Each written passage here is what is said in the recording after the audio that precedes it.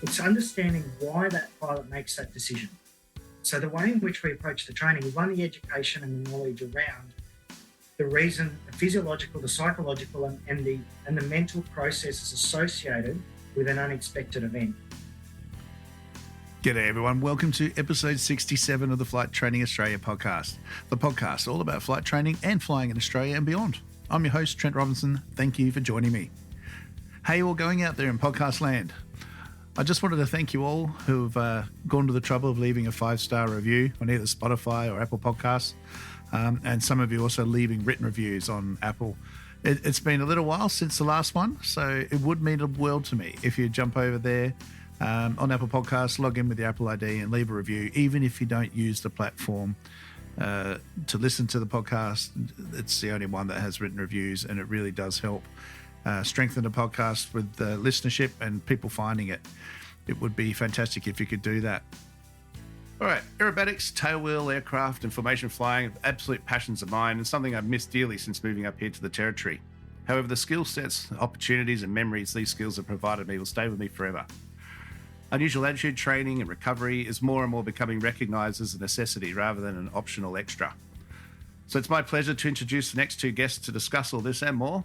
Both directors and instructors at UPRT Australia, CEO Mr. Shane Tobin and Head of Operations Mr. Jeremy Miller. Gentlemen, welcome to the podcast. Thanks, Trent. Thanks, Trent. Great to be here. Yeah, guys, look, it's fantastic to have you both on the show. I've been looking forward to this. Jeremy, we've been sort of talking about this for a while now, and it was great to catch up with you in Archerfield there, well, it was 6 months ago, I think. We sort of touched base. I thought we really got to get on with this and do this. First of all, congratulations on the recent awards. So that's just unreal. Do you want to quickly tell us about what you got there? Yeah, well, last year we received the Australian Aviation Flying Training Organisation of the Year award, which was quite a surprise for us. But we were nominated for a couple of categories. But yeah, took out the Flying Training Organisation award, and then just recently awarded the CASA Flying Training Organisation Award, the CASA Wings Award. So it's great actually to have been recognised by the industry for what we are trying to do here as an organisation and what we're trying to bring to industry. Yeah, for sure. And I think you've been shortlisted for the award at Avalon coming up soon as well. Yeah, shortlisted for an Innovation Award at Avalon Air Show. So we find out about that one in a few weeks' time. Ah, brilliant. No, that's fantastic, guys. Look, congratulations. And let's talk about what you've done to get these awards. Jeremy, you and I would go back a long way. But Shane is the CEO, so I probably should start with him. So Shane, yeah, look, only in name, Trent. Only in name. Yeah. So look, what was your introduction into aviation? And just want to tell us a little bit about your background there. Well, look, like most pilots, Trent, I had a passion for aeroplanes and things that went through the air and trucks and all this sort of stuff from a very young age. But from about the age of 6 or 7, I just knew that flying was what I wanted to do, and I never looked at anything else. When I was in high school, I started learning to fly. So I took my first flying lesson when I was 14. Went solo on my 16th birthday, and just sort of I worked a few jobs while I was in high school, did a lesson every few weeks, what I could afford. And that was sort of how I initially started. Then my career actually went in reverse to pretty much everybody else's. So I was fortunate enough to get accepted onto the Qantas Cadet program straight out of high school. And in those days, there was no industry placement. It was straight into the cadet program. If you pass the cadet program, straight into Qantas, which was what happened for me. So I got into Qantas at the age of 19. Got my 767 endorsement as a second officer at 19 years of age. Started in the back seat, flying around Southeast Asia, learning by fire hose.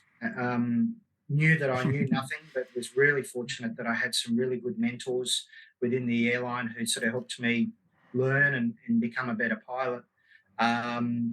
Then a few years later, I did my upgrade to first officer on the 767. And then in 2012, I took some leave without pay from Qantas during a bit of a dip in the industry. and I went up to Japan and flew up in Japan for 6.5 years, again on the 767. Got my command up there at 32 on the 767, and then came back to Qantas again in 2018 on the 787. And I've been a type-rated instructor and check pilot on that since 2018. So I still fly the line, but I also do a lot of work in the simulators, doing checking and training. But insofar as that was my airline career. But on the back end of that, I decided to go back into GA. Once I got into Qantas, continued to fly small aeroplanes, got my instructor rating, did a little bit of instructing here and there when needed, and I also did put my hand up for a lot of flight technical and safety work with the Australian Pilots Association, Airline Pilots Association. So I did a lot of work with them and the International Association, and then did quite a bit of work for the International Federation of Airline Pilots at ICAO as well. So I've done quite a bit of stuff through the industry at all different levels. Yeah, that's unreal. How did you manage to cope with these cadet programs, sort of going straight into that kind of environment and the lack of command experience, and just then suddenly sort of coming to that point? I know a lot of foreign airlines have this problem as well, that you dual second officer, first officer. Oh, well, now we want to make the first decision of your career. How did you find that process? When I went through, there was no sort of MPL program. So we basically followed the standard GFPT, as it was back then, GFPT, PPL, CPL, multi-engine command instrument rating, ATPL subjects. And we also did a little bit of a multi-crew simulator work to sort of try and get us working as a crew. But it was hard work, Trent. It's a real good question, because it takes a lot of discipline. And understanding that there's a lot you don't know, and really having the attitude that you're here to learn, and getting into the books and reading and then rereading it and asking questions. And the really good thing is I was very fortunate, I know a lot of my colleagues were as well, was that they had good mentors. So I developed some really close relationships with some extraordinary pilots, first officers and captains, and some have now retired. But they really took me under their wing and really helped me develop those, especially the soft skills, the command decision making, how to work as a crew, what's the right thing to say at the right time, because the way in which you work as a crew can come down to the way in which communication is perceived on the flight deck. So it was a challenging learning experience, but I think, again, it comes down to your attitude and comes down to the disciplined approach that you take to your flying. Yeah, it is incredible dynamics, isn't it? Especially when potentially that crew is the first time you've worked together, and potentially not again for some period of time too. It's just... That's exactly right. I mean, it's very conceivable that you have never met the crew that you're operating with before. You might meet them an hour and a half before your departure time, and you've met them for the first time. Sometimes you gel instantly, and sometimes the personalities don't quite gel, but professionally, you make it work. And then an hour later, you're barreling down the runway at 165 knots at 250 ton, and you're making critical decisions. And you've got to know and trust that person is going to follow the procedure, and they know that you're going to do exactly the same thing. And that's where SOPs really come into their own. Yeah, brilliant. All right, Jeremy, the boy from Darling Downs. You want to run through just a bit of your background there? Well, I actually had a very similar beginning to Shane. I was always building model aircraft with Dad as a kid, and that became remote control aircraft, and first flights in a light aircraft at 14, aerobatic joy flight in a decathlon, and then, like Shane, solo on my 16th birthday.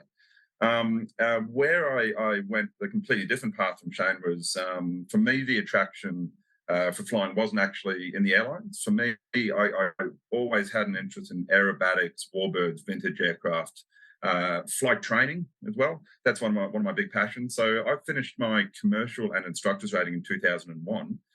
and then been working all over the country. As you said, started off in the Darling Downs as a junior instructor there for 2.5 years, then went across to Perth, where you and I met back in 2006, I think.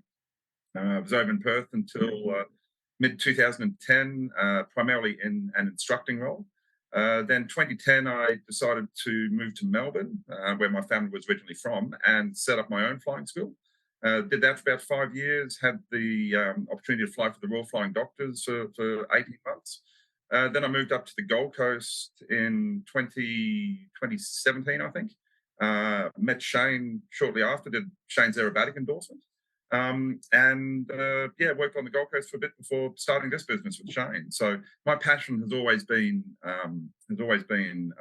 instructing. I've done a little bit of charter stuff. As I said, I did a little bit of time with the Royal Flying Doctors, and that was all fantastic stuff. But I love teaching, and I love being able to combine my passion of teaching with my passion for teaching aerobatics, teaching on specialist aircraft, and teaching warbirds and tar wheel and all that fun stuff. So I'd love to say I haven't worked a day in my life, but there's been a few days of paperwork I haven't enjoyed. But I just love training. Yeah, no, look, I think that's where you and I are very, very similar. It's just, and I think it obviously shows in our products and our busyness. You've got to be passionate about it, and it will just come through in your work naturally. And obviously continuing to try and make it better. So, Shane, you've obviously saw Jeremy for the aeros. Like, what was the trigger to do that? Was that from a skill set point of view, or from an unusual attitudes point of view, or you just want to do it for a bit of fun? Or a bit of all of the above. Take a little bit of A, mix it with B, and add C for fun. It was certainly something that I'd been toying with for quite some time. It was. Thinking about it, I ended up buying a Yak 52, and obviously flying around straight and level in a Yak 52 is not what it's designed to do. That's right. So I thought, okay, go and do this and do it properly. So got in touch with Jeremy, and off we went. So it really was. I knew that I wanted to do something more, and it was the aerobatics was the next thing, just the next logical step of the skill set that I wanted to utilise. So that's how we met. And basically on day one of doing my aerobatic training, we started talking about UPRT, and that was where UPRT Australia, the concept of it, was born. Yeah, fantastic. Yeah, I could almost say I've taught him everything he knows. So. Yeah, well, I know it is. I know a few people who are flying airlines and love aerobatics. Bob Grimstead in WA, I'm going to try and interview very soon when he's finished playing with all these toys that he's doing. Probably Kirby Chambliss is another one who's very well known. Man can throw around an aeroplane and restrain himself at the same time. But how did you find? Did that aerobatic training come into play at all with the airline life when you first did it? Or Yes and no. Obviously, there's two different types of flying.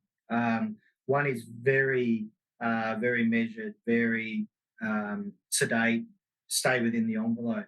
But really, what it did do was, I think, refreshed in a big way, refreshed my aerodynamics knowledge, and forced me to go back into the books. And at that point, there was a lot that I had forgotten. And it's a long time. If you don't get back into the books and refresh, you're going to lose your knowledge. And that, for me, was that I really forgot a lot about aerodynamics, and insofar as smaller aircraft and especially moving outside of the envelope. Within the envelope, happy days. I know exactly where the aeroplane is.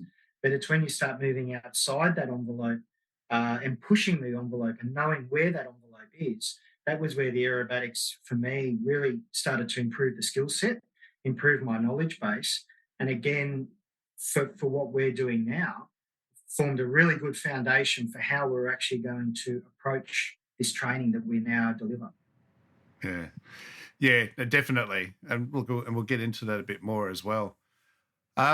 So Jeremy, obviously, as you said, we got to know each other a while ago. We had the decathlon and the extra 300 of attitude aerobatics that led on to fighter combat with the Nanchangs. And then we had the most amazing time with the Red Bull Air Race while that was in Perth for a few years. Yeah, that was pretty cool. Yeah. How did that sort of shape your drive to obviously then want to start Sky Thrills and your own sort of business from that point of view there? Yeah, look, the Red Bull Air Race has always been something that I've aspired to do. But I think even before the Air Race came along, I had already had that passion for aerobatics, already had that drive to want to do something like that one day. And just having the Red Bull Air Race come to Perth back in 2006 kind of cemented that all for me.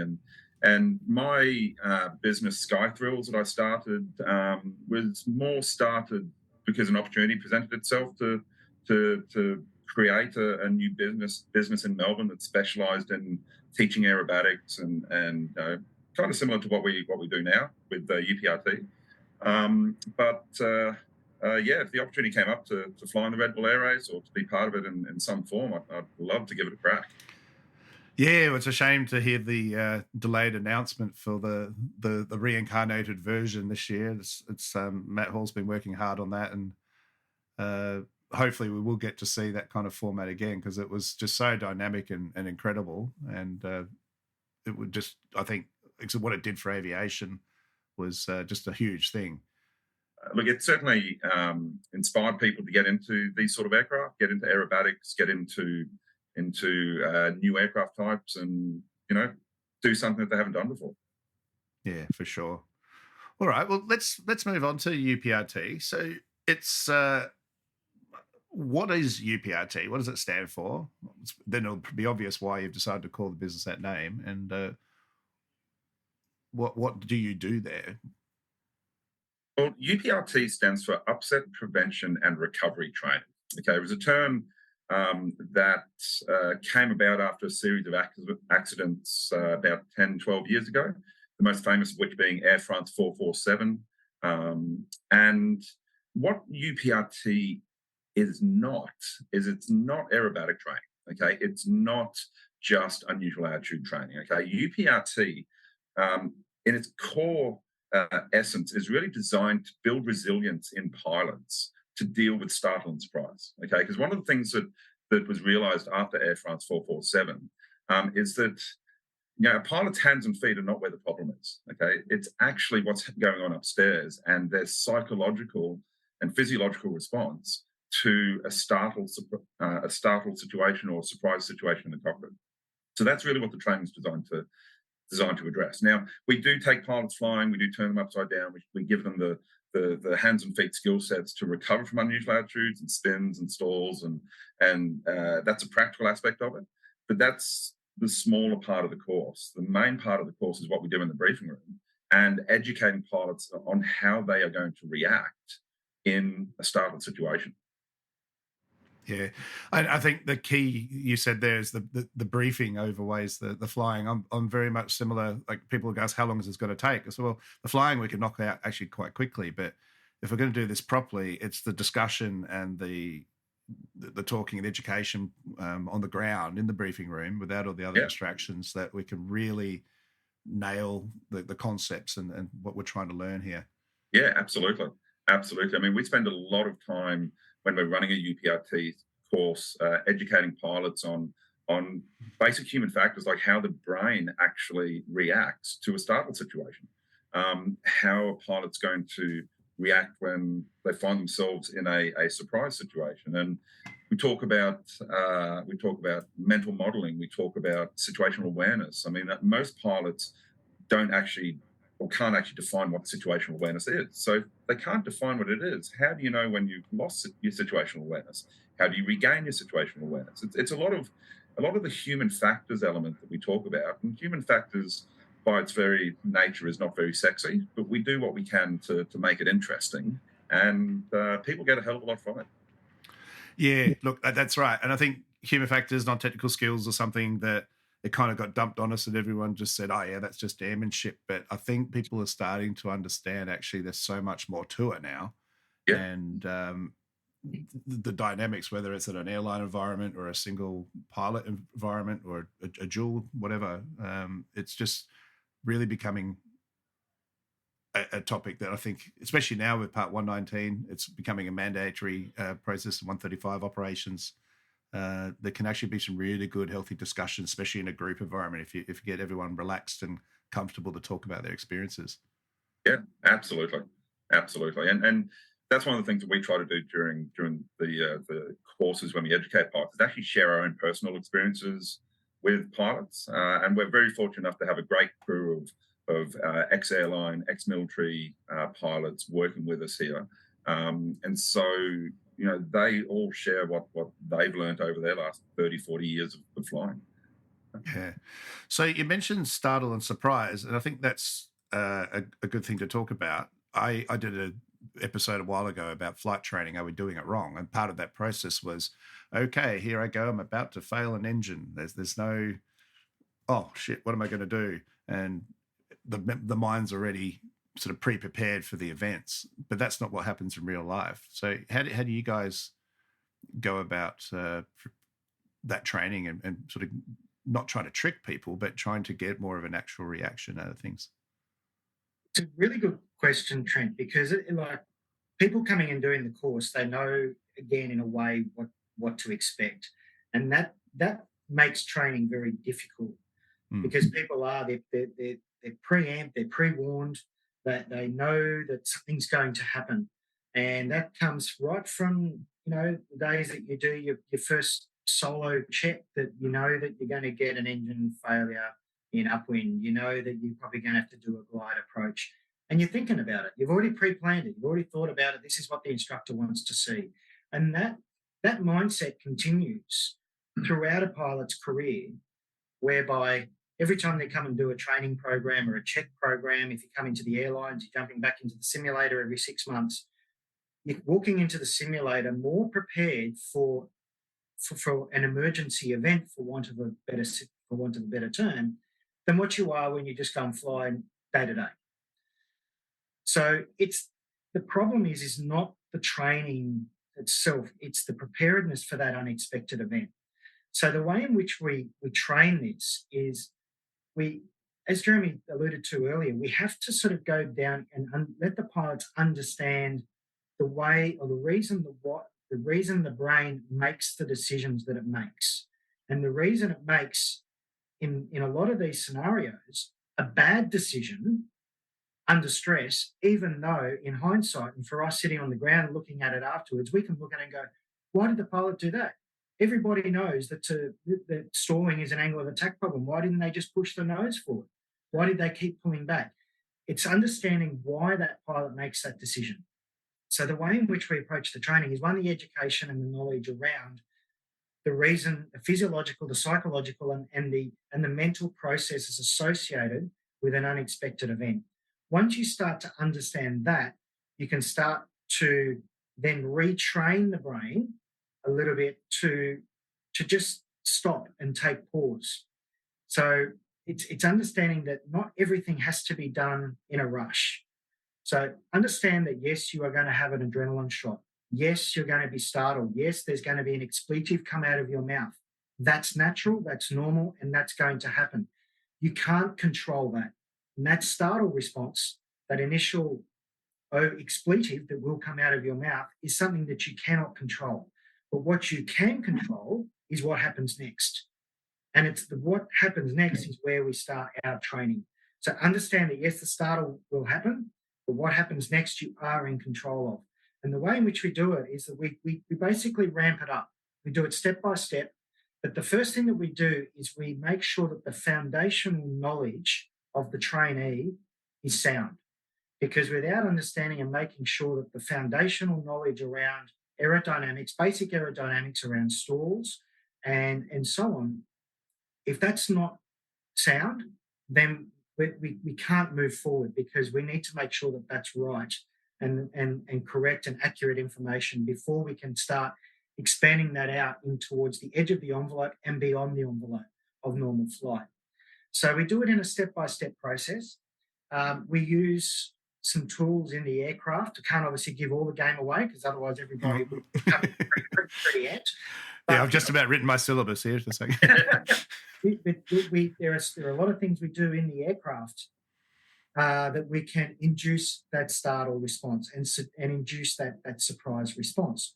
So understanding that and the way in which we train that, it's a little bit of in-house secret, but it's done in a controlled, measured, step-by-step, methodical process where the level of threat is slowly ramped up to the point where what they see on day 1 to day 4 or lesson 4, day 3 is a completely different beast. But they don't really realise over the time how much they've actually expanded their ability to respond to these events. Yeah, Jeremy, do you want to add? Yeah. Yeah, I was just going to say the once again, I mean, what we do on the ground actually is almost more critical than what we do in the air, because we can actually train for the startle response actually sitting here in the briefing room. Okay, we can elicit the startle response in many different ways, and we can train pilots what they're going to experience when they get that startle response, but then also how to get their head back in the game, how to get back up their own self back under control, all of which, as I said, sitting here in the briefing room. Yeah.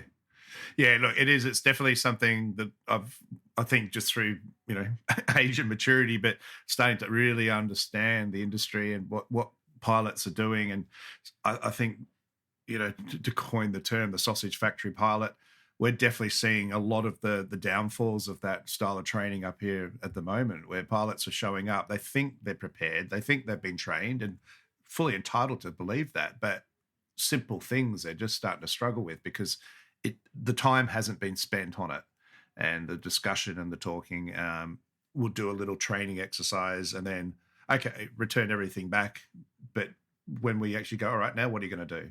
Where are you going to go? How are you going to handle it? That's when they just never actually even thought about it before, which, to me is a bit of a concern, because that's really what we should be training towards. The problem, you've hit the nail on the head, Trent. The problem is that flight training now it's done to the Part 61 MOS, and that if you look at the MOS, it really is a what to do. But there's not a lot in there. There's only 2 elements. There's the non-technical skills 1 and 2. That's it within the entire MOS around human factors. So what the pilots know is they know pretty well what to do, and they know what to do to pass the test, but they don't know the how to do it well and why you do it. If they understand the how and the why a lot more, how to do this particular procedure in a safe manner, and why we do it the way we do it. Why do I make the decision the way that I do? And a lot of the times as well, that those non-technical skills are very grey and ambiguous. Pilots are not taught how to make a decision. They're not taught a decision-making model. They're not, as Jeremy alluded to earlier, they're not taught how to understand or what situational awareness actually is. So if you don't have situational awareness, you can't build a mental model. If you don't have a mental model, you can't see when things are starting to go wrong. If you can't see that things are starting to go wrong, you're not getting the appropriate information to make an appropriate decision. And so these sorts of things, they flow on. And the problem is that most of the pilots don't know what they don't know. And so we take that and we say, there is a lot of stuff you don't know, but here is the key stuff you have to know to keep you safe. Yeah, no, that's exactly right. I use the decision-making model process a lot and have done an episode on that, talking about it, because it's just like any checklist. You just need something to guide you through the process under a point of duress. Now, obviously, emergency recovery, that's all just got to be natural reaction. And like we just said, that's what you guys are doing to deal with that. And I think it's just fantastic. But again, it's actually quite interesting though, Trent, because a lot of the time, even in an aircraft upset or a loss of control situation, the worst thing you can do is overreact and make a bad decision. Definitely. You take, as Jeremy mentioned before, you take the Air France 447 accident Now, a lot of pilots will sit there, and that's been a case study since 2009 about highly trained, experienced crew members who allowed an aircraft to stall. And we can sit here on the ground in a no-stress environment and go, why didn't they just push the stick forward and unstall the wing and reduce the angle of attack? Now, the problem is that those pilots, their brain never left the startle, the surprise event that occurred at 36,000 feet. So they were never in the brain space to actually think about uninstalling the wing, because they didn't actually know what was going on, because they were stuck way back when. If they'd taken that little bit of time, there's a very, very good chance that it would have been an incident report and go, well, that was an interesting one, rather than a loss of nearly 300 people. Yeah, I know, watching the air crash investigations, version of it, and I think exactly what you said. We're all just sitting there going, what are you doing? push or pull, whatever the accent. There's so many. And this kind of leans back to my question right at the beginning about, having that command time, command judgment, or that GA background that in Australia we're so fortunate to have, but a lot of countries don't get that. They're trained and then they go straight into an airline environment and only know what they know. And unless it's something that's been taught, they're just left up to their own devices and interpretations, which often has been catastrophic. Yeah, but even a well-trained pilot, who's got lots of experience, can make bad decisions in the right circumstances. Yeah. So the reason why we see loss of control in flight, the reason why we see accidents, and this is not just for the airlines, this is across all facets of aviation, both from hang gliders right the way through up to an A380. The reason why we're seeing these accidents is because of a pilot's psychological response, okay? Not what they're doing with their hands and feet, okay? They can be very well trained, but everyone becomes a blubbering mess in the right situation, okay? So that aspect of basically pilot training is really what's missing these days, teaching a pilot not just what to do, but how to respond, okay? What are they going to experience when they get the startled situation? And we've all been there, we've all experienced it, okay? What are they going to, or how are they going to react, and then how do they get their head back in the game? That's really what the training's all about.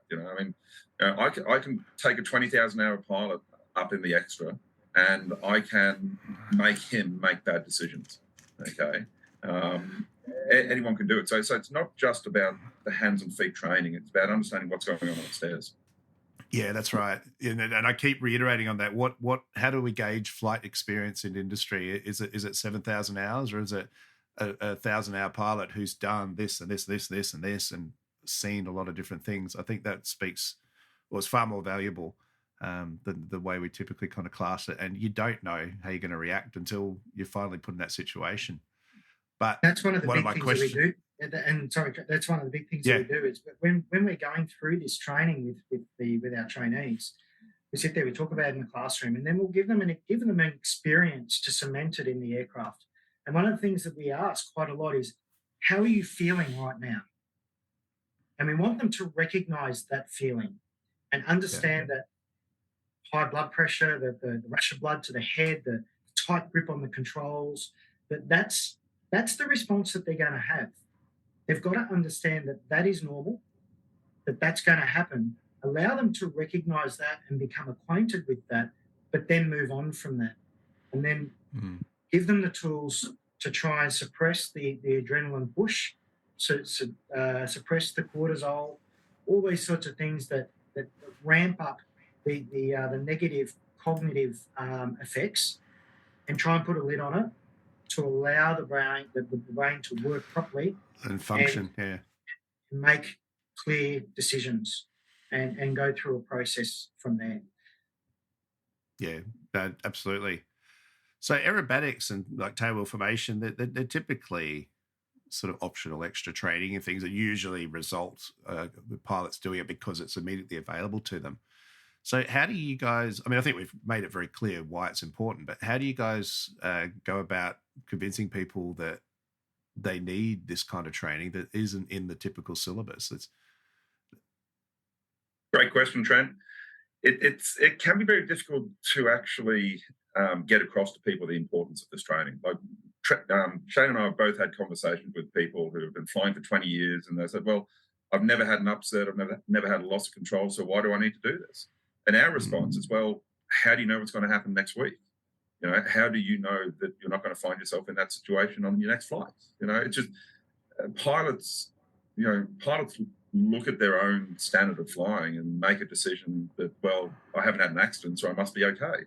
And it's all well and good until you get that startle response. And so we find that actually explaining to pilots what the training is actually all about and what the training is designed to do actually helps them to understand why it's a good thing for them to do. And we've had pilots who have been flying for 30 years, chief flying instructors of flying schools come and do the training.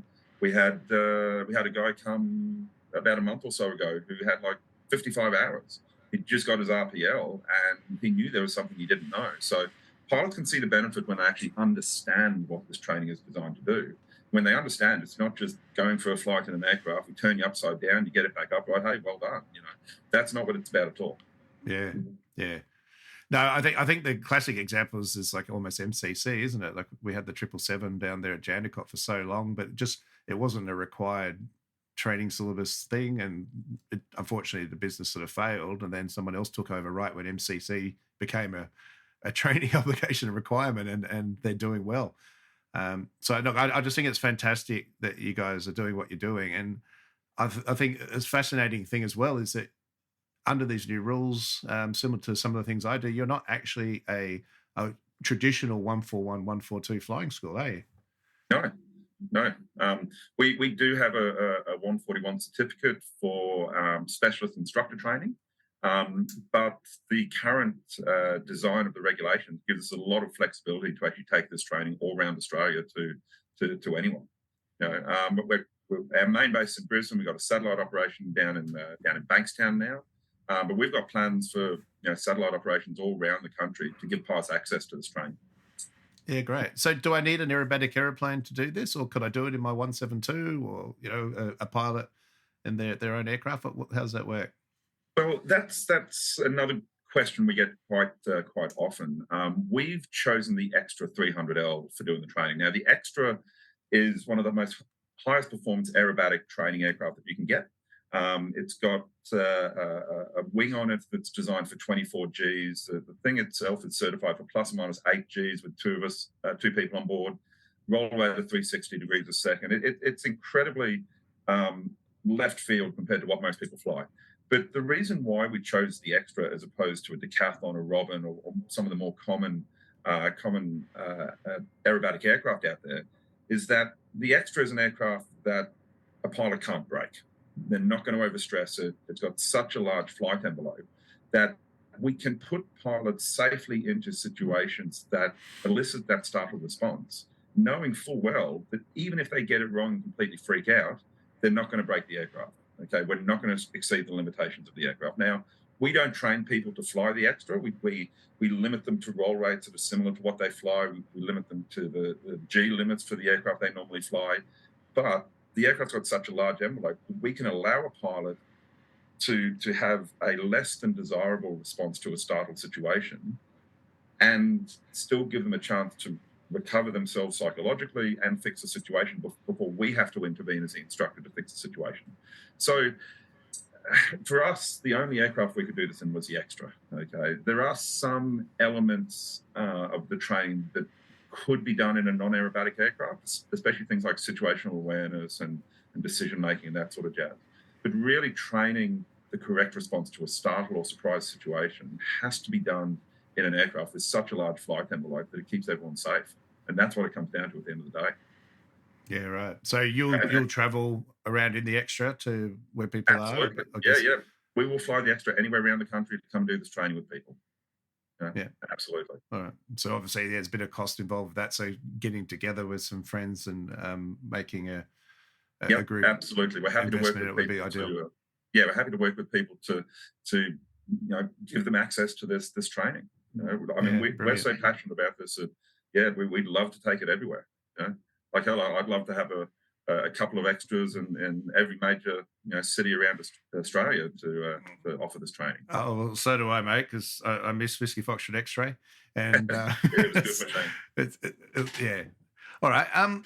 What are you guys' thoughts on this one? So, tragically, not long ago, we had the Diamond 40 accident with the instructor and student spinning into the ground, and that has kind of led to the change in from incipient spin training to more of a wing drop stall scenario, and therefore the MOS now says spin avoidance, which ideally is ultimately what we're always trying to avoid, a spin or a stall or whatever. It's all the recognition, the preventative measures. But do you think there's going to be any fallout from that in the future of people being inexperienced in spins? And well, okay, you're going to get me started here, Trent. Okay. Why do you think I asked it? Look, that Diamond DA40 accident really did bring about a few changes in the manual standards, as you said, to spin avoidance training, wing drop stall training instead of incipient spin training. But it didn't really, I felt, change much in terms of the delivery of stall training. Okay, and one of the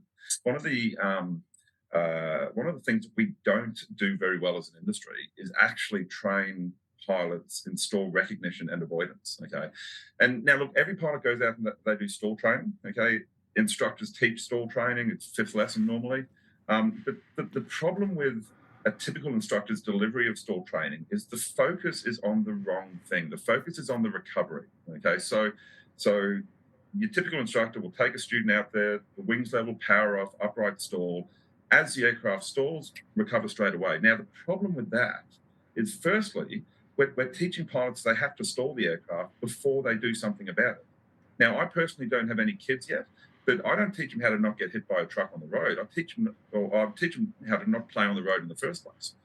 So we're not, as an industry, I believe, teaching stall recognition, or approach to stall recognition very well. Okay, a lot of pilots will tell you that symptoms of the approaching stall are high nose attitude, low airspeed, low power setting, low noise, sloppy controls. All of these things we've taught as an industry for so long.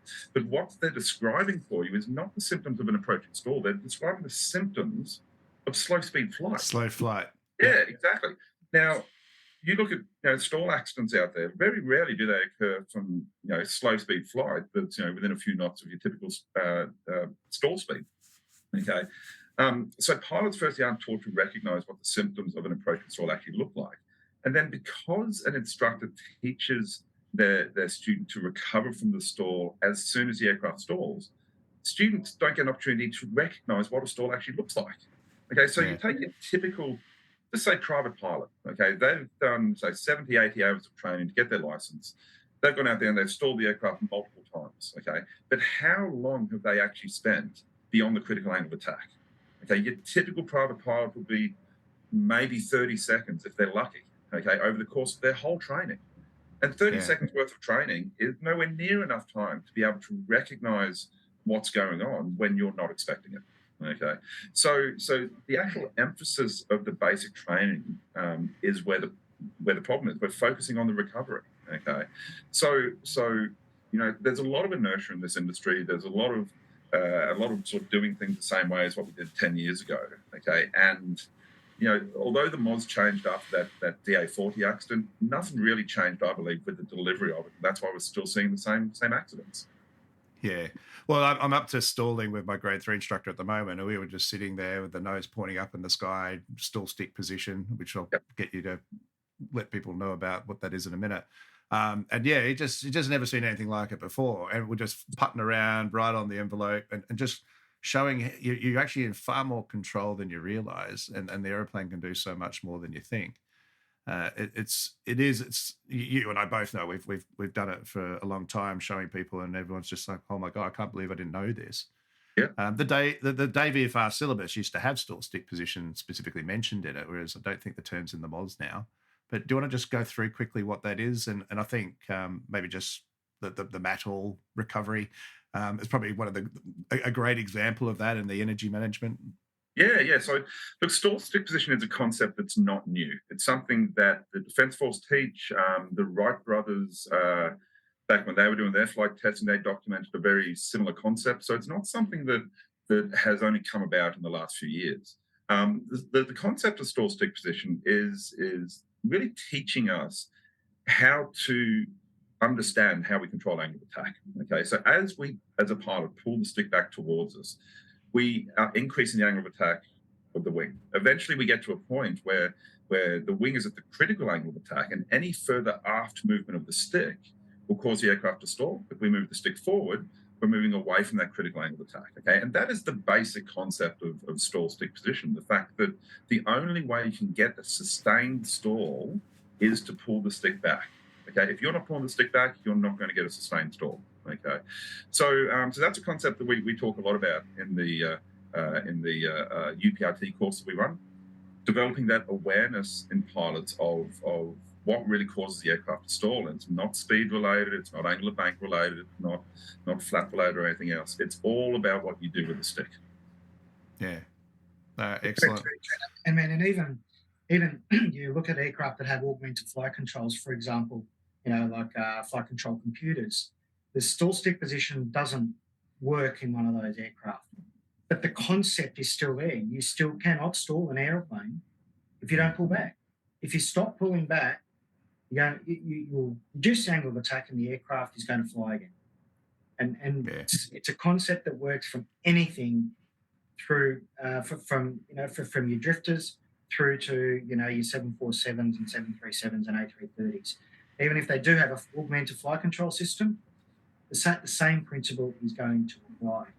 But just to take just what Jeremy was saying, just take that a little bit further as well.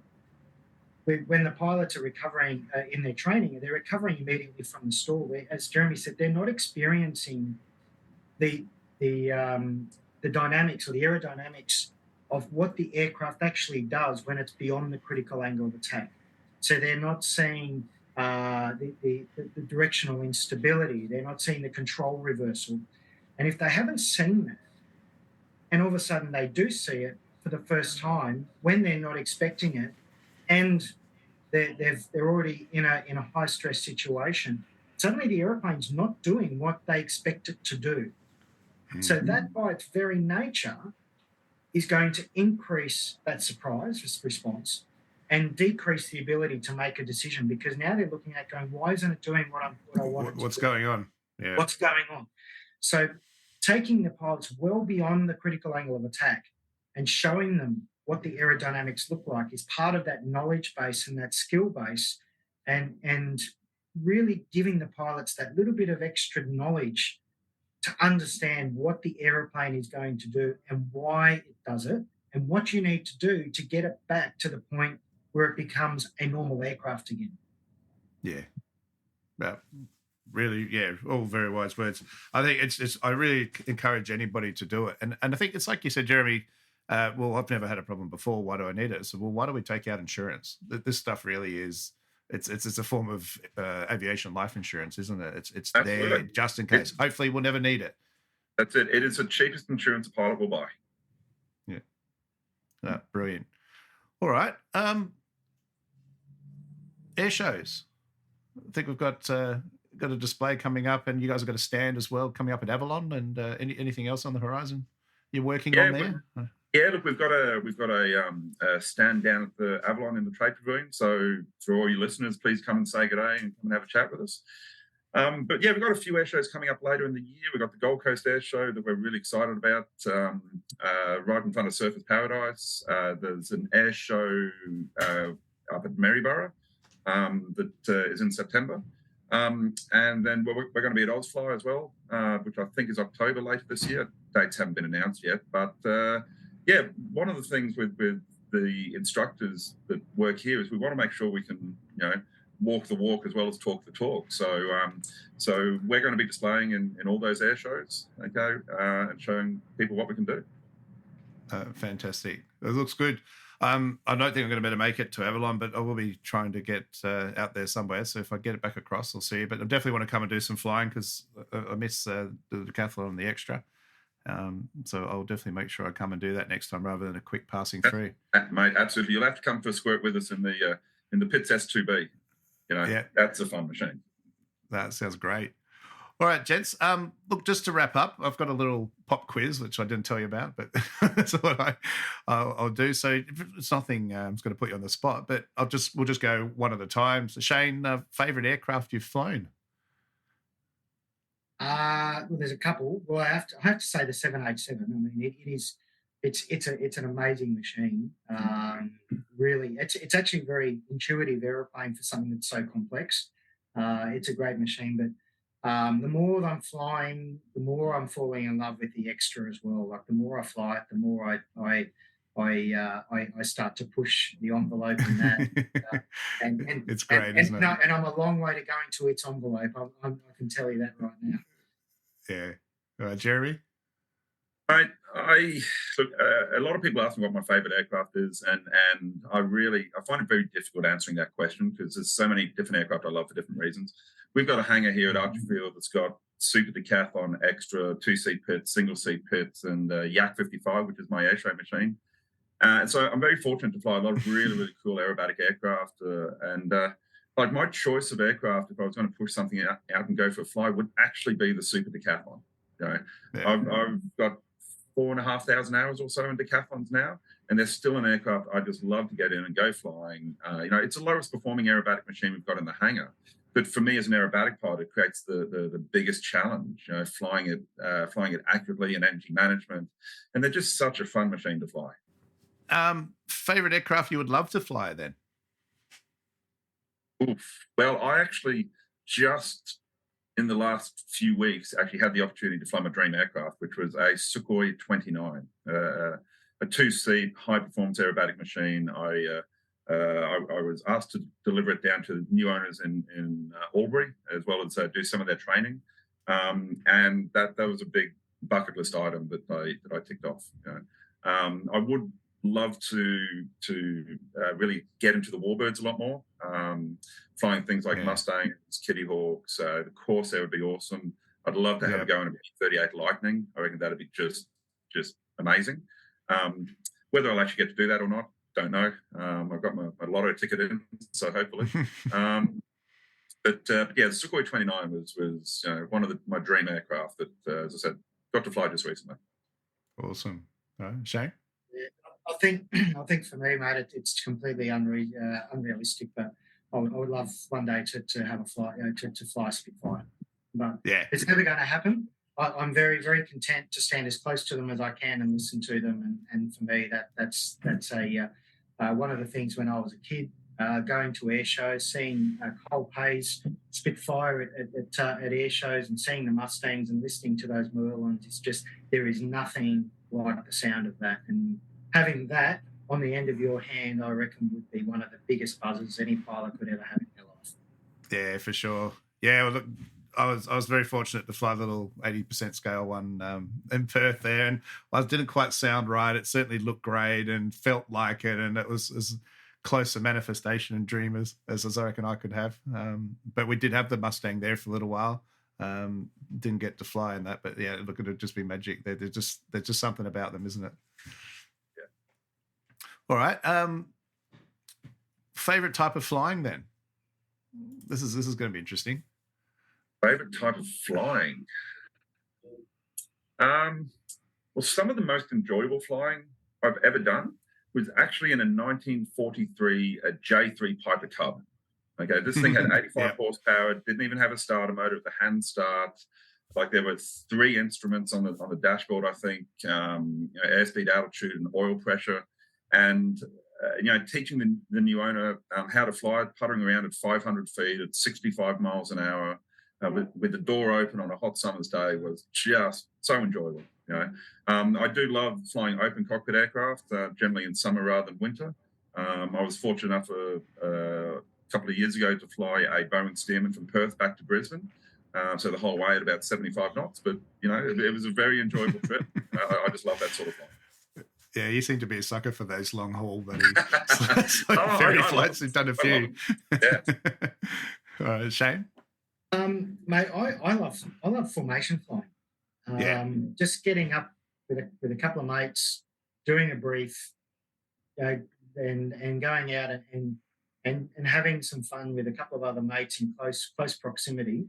And it doesn't have to be long, 15, 20 minutes. We're very fortunate here at Archerfield. We launch off, go out to the east, 7 minutes. We're out over the bay, and we can trundle down towards the Gold Coast, and you're sitting there with your mates and having fun. And because it's all about working together as a team, briefing, flying the brief, and flying accurately. It may not look as spectacular as some funky aerobatics or even formation aerobatics, but just sitting there and making sure that it's a successful, safe outcome for me is some of the most enjoyable flying that I can do. Yeah, I agree. I was asked this a while ago, and that was my answer: just a formation flight in a tailwheel aircraft.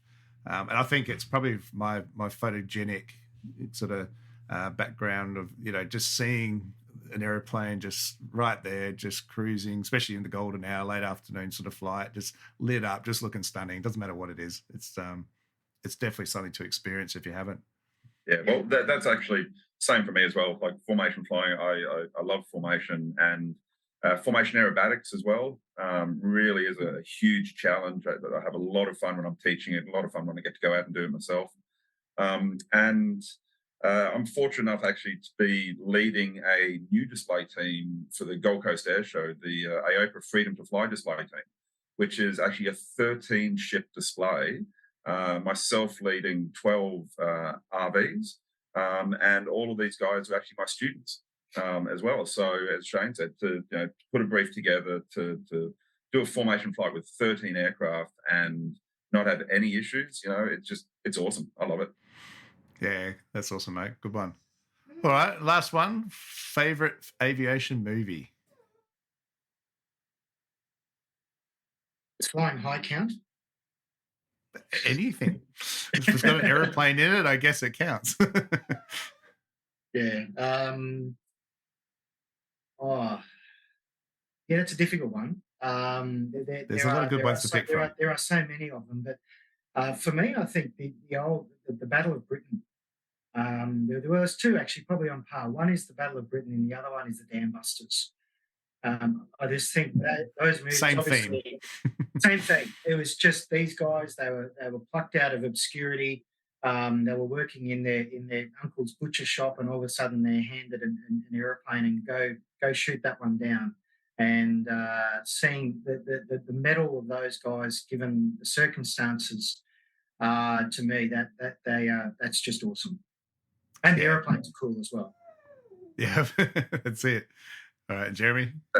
Look, you can't go past the latest Top Gun movie. I mean, some of the cinematography in that movie is just incredible. And there's a great one on Netflix at the moment that I'm really getting into, Devotion. Yeah, I haven't watched it yet. If you haven't seen it, there's some great footage and great cinematography in that as well. And the movie contains a lot of World War II aircraft, or just shortly post World War II, which is a era of aircraft that I love. But it's great to see the Corsair being featured, isn't it? It's just such a great machine. Absolutely. So I don't know. I guess I don't really have a favourite aviation movie. Any movie with an airplane in it, I like. So we're pretty tragic, aren't we? It doesn't take much to entertain us. I remember growing up as a kid, watching Flying High, watching the original Top Gun. There was a series of Iron Eagle movies that I remember watching as a kid, and all of that sort of stuff I just love. And I'll still watch again today. Yeah, and I got to share those with Flynn not long ago, and you have a bit of a laugh. You go, oh my God, this is so bad, but it's so good at the same time. So it's so bad, it's good. Yeah, exactly. All right, guys. Look, thank you so much for joining me today. It's been really great to have a chat and just talk about what you're doing there. Like I said, I think it's a really fantastic thing. So, guys, make sure you go see them down at Avalon Air Show. Check out their website, uprt.com.au. And just ask some questions and get involved with it. It is training that's critical. It's really important stuff to do, and not even if you never need to use it, just finessing your flying skills, just making that airplane a bit more of an extension of your own body, and just start doing things a bit more relaxed and naturally. It's just some of the best training you can do. So, thank you. Trent, the idea is, mate, if people come and do our training and then they actually have to use the recoveries that we've given them, we haven't really done our job properly. Yeah, definitely. All right, guys, thank you so much. Thanks for having us, Trent. Thank you, Trent. Cheers. All right, big thanks to Shane and Jeremy for that chat. I hope you got something out of it. Definitely go check them out at Avalon and also at their main base at Archerfield if you're passing through. Even if you just go and check out all the eye candy in the hangar. A few of the odd aeroplanes that I've flown before, and they've got a few others there. Really, really great stuff. And thoroughly deserving of the awards that they've been getting. Is really changing the viewpoint on how I think some training aspects should be done. If you love the episode and you want to support the show, I would love to have your support by joining me on Patreon. Patreon.com/Flight Training Australia. There's 3 different tiers of membership, suiting all budgets, monthly payment. You will get full exclusive access to me if you want any questions answered or anything else, chat groups. As the numbers grow, we'll start doing monthly events. It's fully tax deductible, and the top tier gets a awesome Flight Training Australia coffee mug as well. A few of you have got those, and I love having your favourite beverage whilst listening to the podcast. So head on across, links in the description, and I look forward to you joining me. All right, until next time, blue skies, and remember the golden rule: aviate, navigate, communicate. Cheers, everyone.